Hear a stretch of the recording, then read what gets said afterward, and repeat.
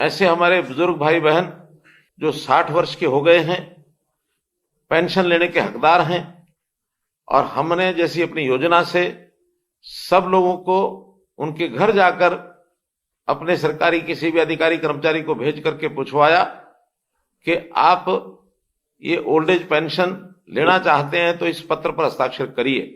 लगभग प्रदेश में 40,000 ऐसे बंधु हैं जिन्होंने कहा कि नहीं, हम अपना काम अपने आप चला लेंगे, व्यवस्था हमारे पास है, इसलिए हम इस पैसे को नहीं लेना चाहते।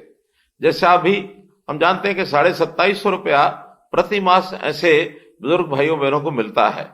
अगले महीने से अर्थात जनवरी से ये राशि 2750 के बजाय और 3,000 रुपया महीना होने वाली है।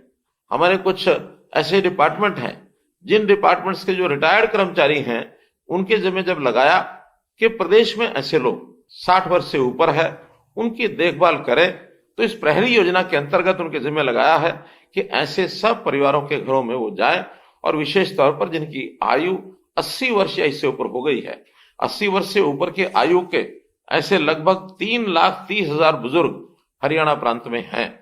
और एक और बड़ी जो चिंता की बात यह भी है कि उसमें से लगभग 1% से ऊपर 3600 लोग ऐसे भी हैं जो अकेले रहते हैं।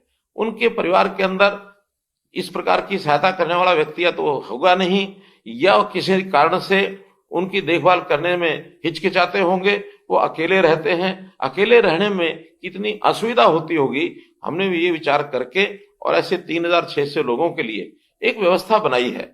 सेवा आश्रम इस नाते से बनाया जाए तो वरिष्ठ नागरिक सेवा आश्रम, इस योजना को बनाने का हमने आह्वान किया है। अपने सरकार की ओर से इस काम को शुरू भी कर दिया गया है।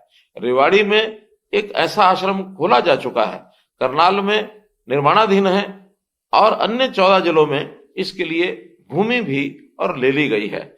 आज मुझे एक और मन में जो विचार आता है आपके सामने रखता हूं कि जैसे 40,000 लोग आप लोगों ने इस पेंशन का त्याग किया है, 3,000 रुपया जैसा अगले महीने से शुरू हो जाएगी, अगर हिसाब लगाते हैं तो प्रति मास 12 करोड़ रुपया ये बनता है। साल में लगभग 100 करोड़ रुपया बनता है।